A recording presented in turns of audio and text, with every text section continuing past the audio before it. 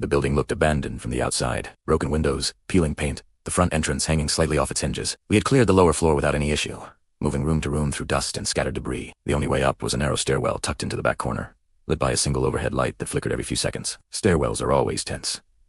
They force you into tight movement, with limited visibility and predictable paths. We stacked up at the base and just listened. There was nothing above us except the faint buzz of that faulty light. I took point as we started to climb, keeping close to the inner wall, my eyes constantly moving between the next landing and the dark space above it. The concrete steps were chipped and uneven, making every single foot placement deliberate and careful. By the time we reached the first landing, the flickering light seemed louder than our own footsteps. I paused there, scanning the hallway that branched off to the side.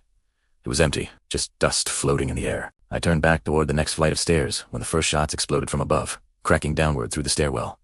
We dropped immediately. Rounds hit the walls and railings, sending concrete and metal fragments bouncing down the steps. I pressed myself tight against the inner corner of the landing and returned fire upward, toward the shadow where the shots had come from. The muzzle flashes were brief, but they were enough to hold them back for a moment.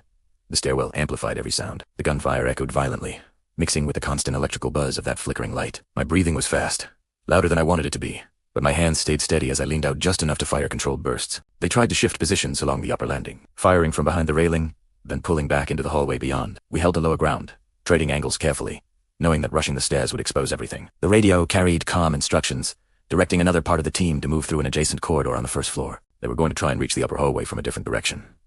That knowledge steadied the fight. It meant we didn't have to force the climb. Minutes dragged on as we maintained pressure, firing whenever we saw movement, then pulling back into cover. The flickering light cast shadows that moved when nothing else did, forcing constant focus to separate real threats from illusions. Then, the rhythm of the fights changed. The fire from above became uneven, spaced farther apart. A sudden burst of gunfire echoed from deeper inside the upper hallway, closer to them than to us. The return fire faltered, then stopped completely. We held our position, weapons still trained upward, waiting through several long, silent seconds before making a move. The climb to the next landing was slow and controlled, clearing each step like it might shift under us. When we reached the top, the hallway beyond showed signs of a rushed withdrawal. Disturbed dust, a door swinging slightly. Nothing.